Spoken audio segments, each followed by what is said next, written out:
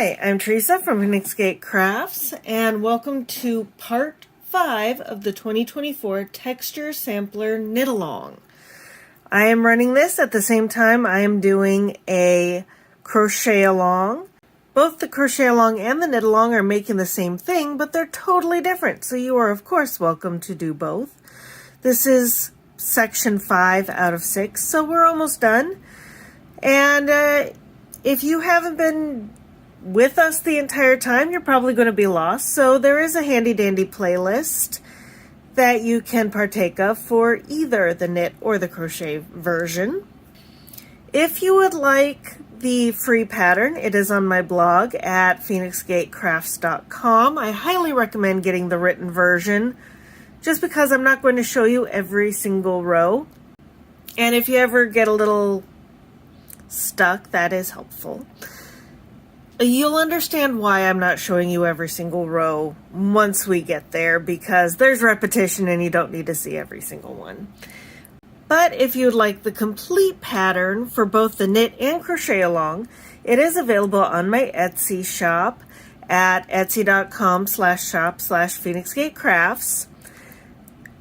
And if you'd like to have some community while we do this, I do have a Facebook group called Phoenix Gate Crafts Group because I am super creative when it comes to naming things. Also, of course, all the links to everything I just mentioned are in the description box, so if you didn't get it down, don't worry, you don't have to rewind if you don't want to. So, that being said, get out your pattern and we are going to start. I cheated and I got in ahead of you. The first 5 stitches and the last 5 stitches of every row are of course just knit stitches because we have garter border.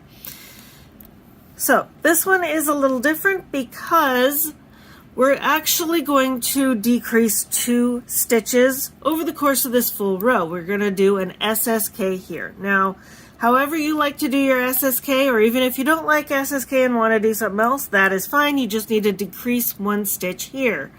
Here's how I learned how to do an SSK. So you slip 1 to knit, slip 1 to knit, stick your needle in the front of those 2 loops. So your working needle is in the back, and then pull through a loop. And then you can just knit to the other side. So something I feel like explaining whilst I'm doing this knitting is that the reason we're decreasing now is this row, which is pretty much always a knit row where you typically knit all stitches, is a very convenient one to adjust stitch counts. We started with a multiple of 24. 24 is kind of a magical number. There's even a game, if you're interested in math, called the 4 numbers game. For the number 4. So the 4 numbers game is 4 numbers randomly, and you try to make 24. One of the easiest ways to make 24 is to realize the factors that make up 24. I know this is a math lesson, just I find it interesting. I figure if anybody else likes math, you'd find it interesting too. But 24 has multiples of 2, 3, 4, 6, 8, and 12, as well as 24, but that doesn't apply here. In this entire project, we have a couple of patterns that are multiples of 2, primarily the first and the last one. We have a couple that are multiples of 6 and a couple that were multiples of 8. Some of the other patterns that I wound up deciding against for one reason or another included multiples of 3 and a multiple of, one was 14, so that wound up just not working on principle. But that's actually what we've been dealing with. That's why it was originally a multiple of 24. The problem is that the third pattern we did was a multiple of, I forget what, 6 or 8 plus 3, just so that everything would be centered. Then the last stitch pattern was a multiple of 8 plus 2, just for that same symmetry. And now this one is, and the next one really, are back to a flat multiple of 24. And the reason I did this in this order with the biggest 2 in the center is because this way, when we get to the final section and we do the folding and the sewing, if you're going to do that part with me, remember everything is optional. It means that you have the same stitch count. You're not going to have one end be 3 stitches longer than the other end. So that way, if you're not going to fold it the same way I'm going to fold it, you're not going to run into stitch count issues. As it is, the wider stitch counts are going to be on your neck and on your butt, because remember, it's on both ends. And nobody's going to really notice because of the way everything kind of curls when it's on your body. So it's not that big of a deal. And ultimately, knowing how to fudge stitch counts, just a good skill, because, you know, we all mess up, and I hope you've noticed I mess up too. This has actually been quite a fun adventure in my skills, because knitting, honestly, I expected the crochet to be more difficult because that one is starting in the center and going around and around and around, working in the round in a big old square. This one just gets long, and with my setup of where my camera is and where my camera stand is between me and my knitting, it has been an adventure with the extra fabric. But here's the extra cool thing. If you don't like math, it doesn't matter. I had it all figured out for you. So, we're getting near the end. We're going to have to decrease again because we need to decrease a grand total of 2 stitches. Once we get to this marker, we're going to just knit 2 together, so just be patient. We're almost at the last 2 stitches, and I've shown you this before, but here we are, last 2 stitches. Now, if you've ever got one of your stitches a little tight, you can always go in and kind of loosen it, and then push your way up and grab your stitch. That last one is a purl, so be careful you're not grabbing extra. And then, there we go, knit the last 5 stitches. And we're going to turn around after this, and we're going to do a purl row, which, if you've made it this far, you are familiar with.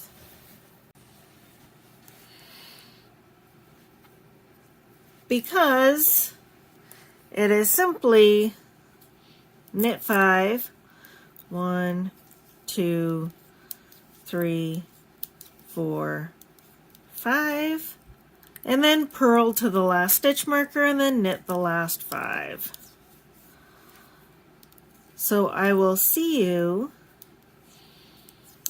on the first row of the repeat, and I will explain the repeat at that time. All right, welcome to the first row of the repeat. Now, this is technically a 12-row repeat, except you only need to learn 3 rows, all right? Because you're going to do the same row what looks like 4 times from the front. I will show you what I mean, but these are not hard to remember rows. In fact, the rows you remember are the same row, just kind of scooched over a little bit each time, because we're going to make diagonals. And this is a pretty basic diagonal setup. So, I did the first 5 knit stitches, of course. Let me scooch everything. So what our first row is going to be is purl 2, knit 4. So purl 2, knit 4. 1, 2, 3, 4. Purl 2, knit 4.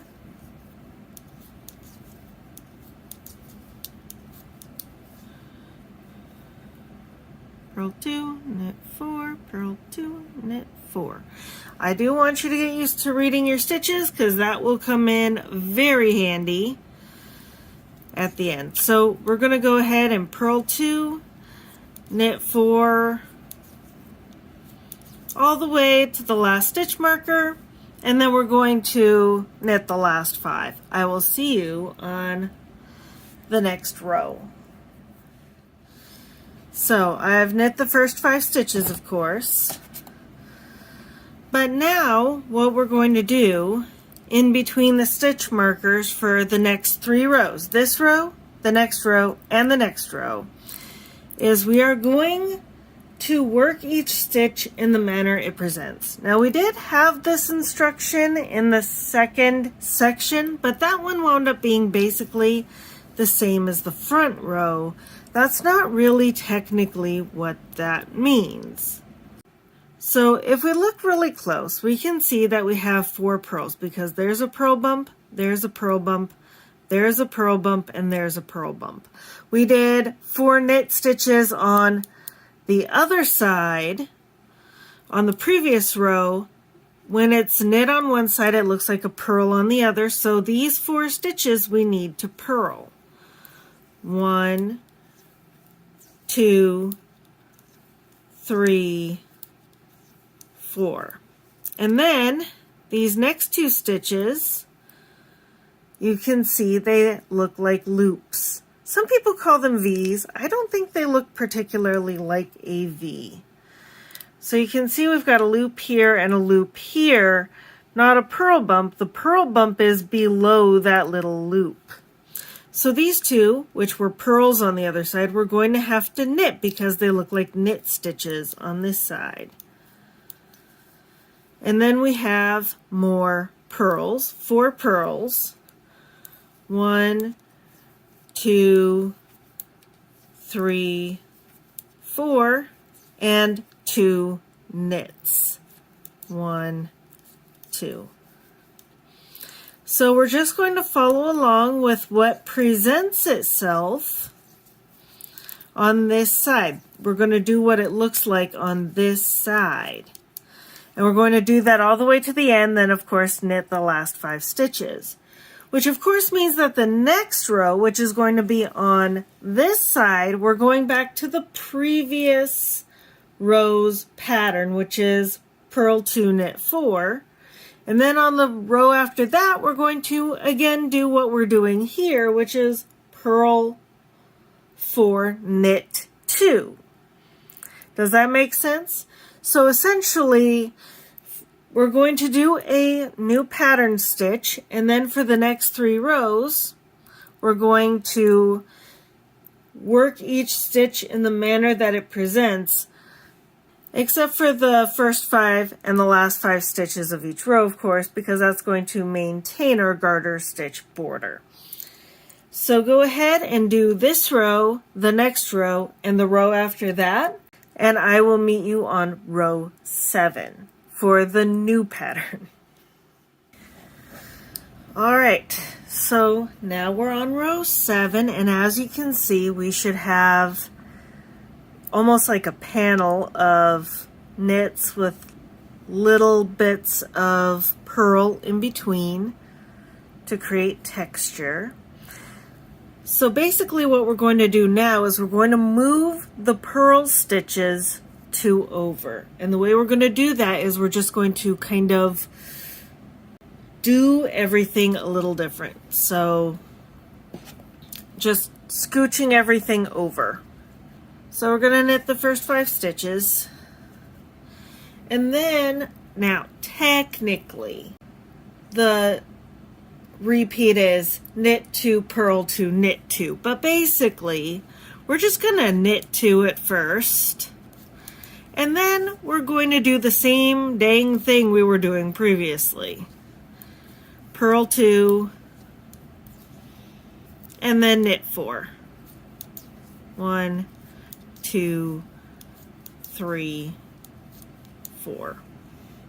And as you can see,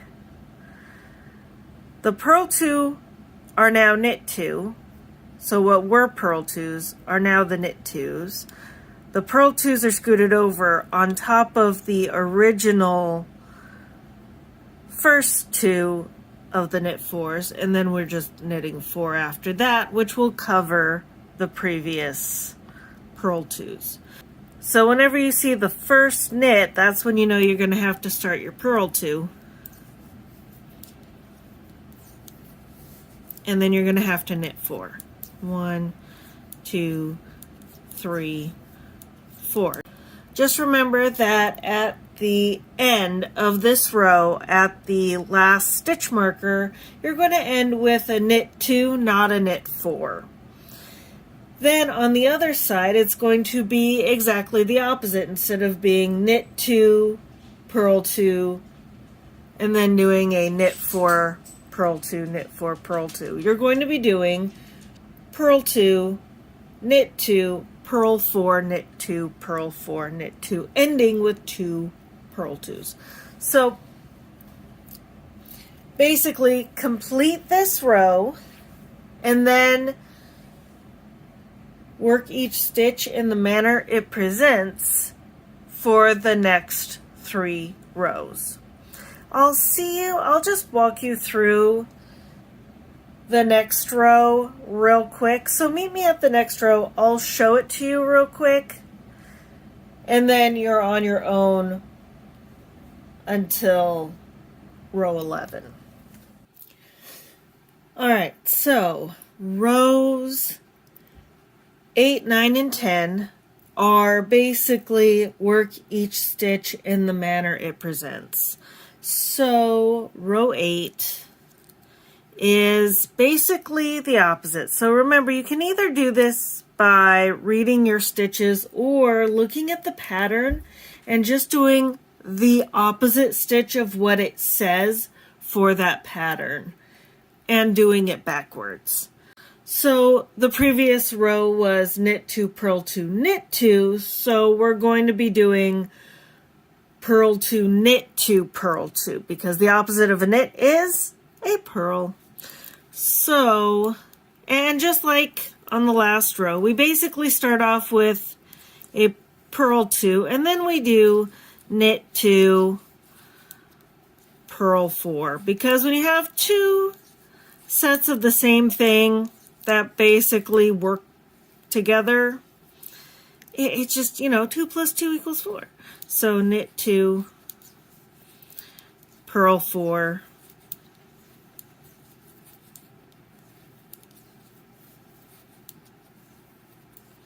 so the next row is going to be the same as row 7. The row after that's going to be the same as what we just did here. So I will meet you back here for row 11. All right. Welcome back. We are on row 11. But as you can see, it is a little hard to see right now. But as you can kind of see, we're starting on our diagonal. So we've got it coming this way. So we're going to bring it a little bit further. So this row is going to be, well, of course, we're always going to start with 5 knit stitches.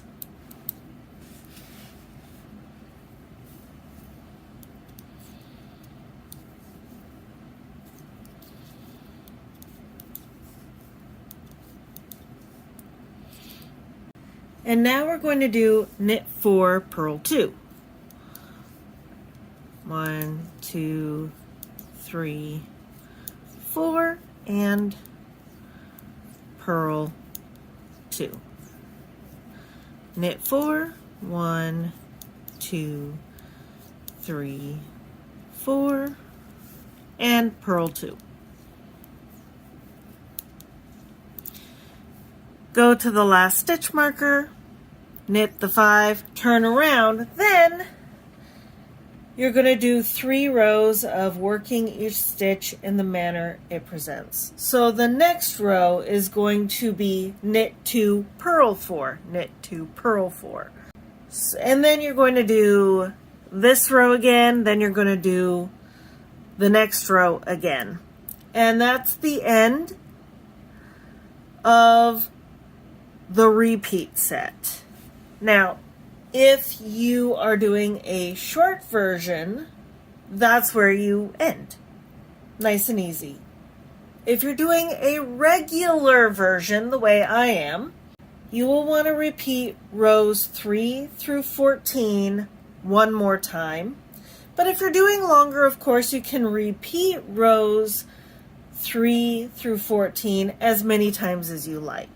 After that, you're going to change to the main color and do a garter section.